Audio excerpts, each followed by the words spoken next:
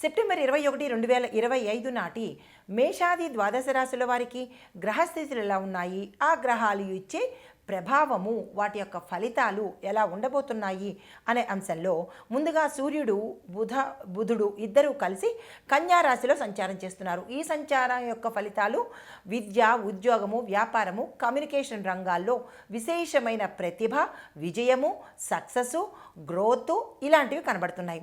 అయితే మంగళుడు తులారాశిలో సంచారం చేయడం వల్ల సంబంధ బాంధవ్యాలు, ఒప్పందాలు, ప్రయాణాలు వీటిలో అనుకూలత, సులభాన్ని ఇస్తున్నాడు.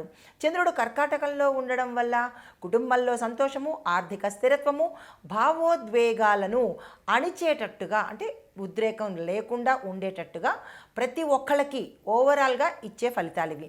తదుపరి రాశి సింహరాశి. ఈ రాశిలో ఉండేవారికి ప్రతిష్ట, నాయకత్వ లక్షణాలు ఈరోజు బయటపడే అవకాశం ఉంది. అంటే మీలో స్కిల్స్ ఏవైతే ఉంటాయో, టాలెంట్స్ ఏవైతే ఉంటాయో, ఏ రంగంలో ఉన్న వాళ్ళకైనా సరే అవి బయటపడి మీ మీద అంటే మీకు ఒక కీర్తి ప్రతిష్టలు తీసుకొచ్చే అవకాశం కనబడుతోంది.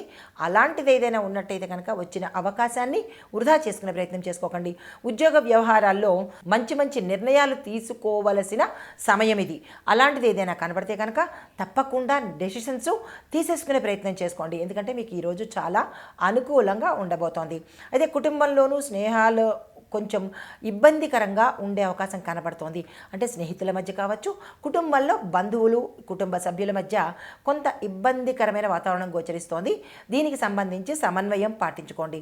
ఈరోజు మీకు అదృష్ట శాతం 84, దురదృష్ట శాతం 16% మాత్రమే కనబడుతోంది. కలిసి వచ్చే రంగు పసుపు రంగు. ఏదైనా కీలకమైన పని మీద వెళ్ళాలన్నా, ఏదైనా ఇంపార్టెంట్ డెసిషన్స్ తీసుకోవాలన్నా పసుపు రంగు వస్త్రాన్ని ధరించి తీసుకున్నట్టయితే కనుక గురు అనుగ్రహం సంపూర్ణంగా ఉండబోతోంది. మీకు చెప్పదగిన పరిహారము, బెల్లం కలిపిన నీళ్లను రావి చెట్టు మొదట్లో పోసినట్టయితే కనుక ఏదైనా తీరని అడ్డంకు కానీ తీరని సమస్య కానీ ఉంటే తీరిపోయే అవకాశం కనబడుతోంది. నమస్తే.